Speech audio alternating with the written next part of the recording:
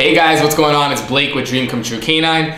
Today we're gonna get into some really good stuff. We're gonna talk about one of the most critical components to seeing long-lasting results in real-world urban situations. It's something that we have coined as a state of mind conditioning. State of mind conditioning is everything. You can have your dog sit.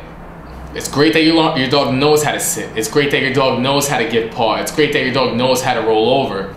But if I want to take you out for coffee and sit in an outdoor cafe where you can bring your dog, is your dog going to be able to lay down there and relax without jumping on us for the food that we have, without whining, without having to rely on tying the leash up so that they don't bolt across the street, without your dog getting up to greet every person that walks by? And this is New York City we're talking about here. It's great your dog can sit and shake, but if you're not setting them up, if the conditioning is not preparing your dog for real world situations, then you're really not focusing on state of mind conditioning.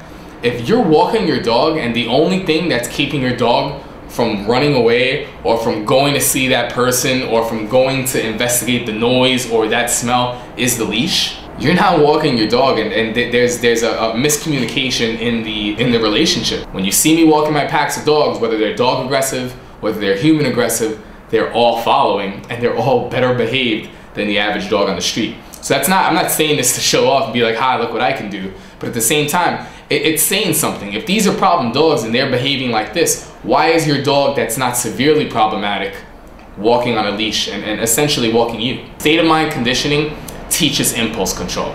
It teaches impulse control when distracted by the nose. It teaches impulse control when distracted by the eyes. It teaches impulse control when distracted by the ears. Nose, eyes, ears. 60% of the dog's brain, studies show, 25, 15, right? If we control this, we control the brain. The brain controls what the body does. That's why when I walk my dogs, I walk controlling the head. State of mind conditioning allows you to walk your dog on a loose leash, using it not to rely, but putting it on because one, it's the law, and two, just to communicate with them, to converse with them. That's what it is, conversation. I also really make a point to teach impulse control, respectful behavior, and address the state of mind. When I do my drills, I do a lot of duration exercises, because duration and actually having your dog do something for an extended period is where the magic happens. Having your dog do something for an extended period, long enough for them to reach that point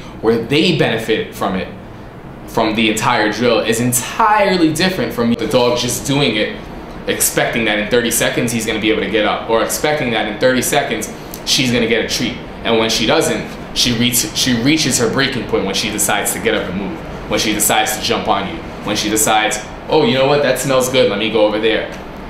That's not the breed, that's not the personality, that's what you're either conditioning or not conditioning. That's what we focus on, and again, kind of getting into this, some really cool stuff. Just an example of how state of mind conditioning can benefit you. Check out how we're walking our dogs.